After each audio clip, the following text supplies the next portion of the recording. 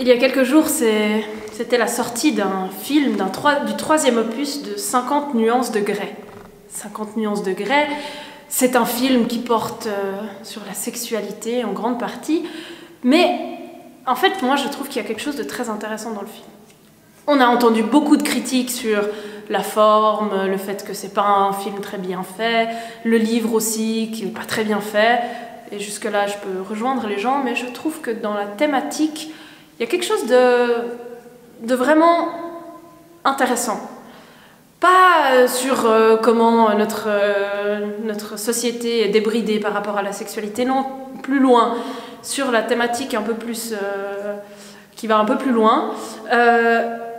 Et je trouve que c'est la même chose que dans l'histoire de La Belle et la Bête.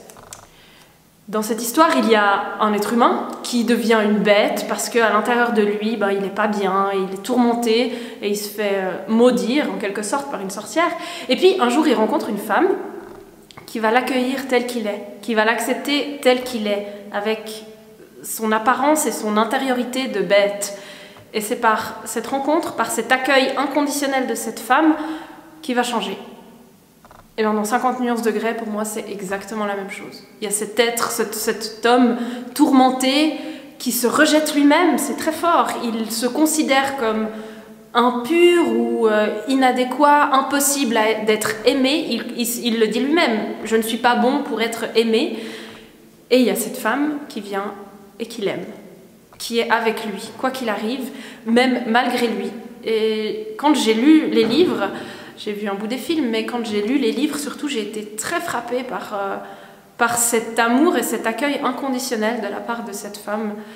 Et je trouve que c'est très évangélique. Ça nous parle de l'évangile. Ça me parle de l'accueil de Dieu, de l'accueil du Christ, de l'accueil dans son amour et de ce qu'il fait pour nous, de nous accueillir, d'être avec nous, qui qu'on soit, quoi qu'on fasse. Il a une place pour nous. On peut être près de lui, on peut se confesser, on peut lui parler, on peut lui dire tout ce qui est horrible en nous et que nous-mêmes on rejette, mais Dieu, il ne rejette pas. Dieu, il nous accepte comme on est. Et pour moi, quand je vois des gens qui le vivent, qui partagent entre eux cet accueil-là, c'est là que je vois Dieu à l'œuvre. Alors voilà, pour moi, c'est comme ça que dans certains films, je vais voir un peu plus loin que juste la surface et juste l'histoire de base, et j'y trouve une trace de Dieu. Alors peut-être que vous n'êtes pas d'accord avec moi, peut-être que pour vous c'est un film horrible qu'il ne faut pas du tout aller voir, mais je serais intéressée d'avoir votre avis et peut-être d'avoir votre avis sur d'autres films où on n'y aurait pas vu des traces de Dieu à première vue. Bonne suite à vous et bon film si vous allez le voir.